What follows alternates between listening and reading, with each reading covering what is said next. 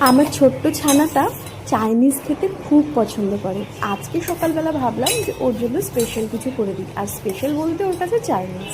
ঘরে নুডলস ছিল, তো নুডলসটাকে ফুটিয়ে নিলাম। নুডলসের মধ্যে আর কোনো মশলা অ্যাড করিনি, কারণ আলাদাভাবে আমি একটু চিলি ফিশ রান্না করেছিলাম।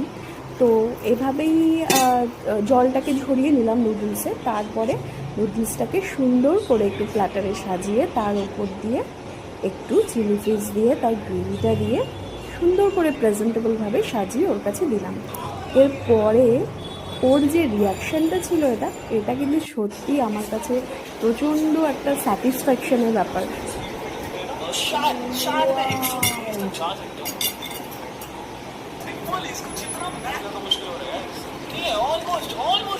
কেমন হয়েছে? ভালো হয়েছে? দারুণ।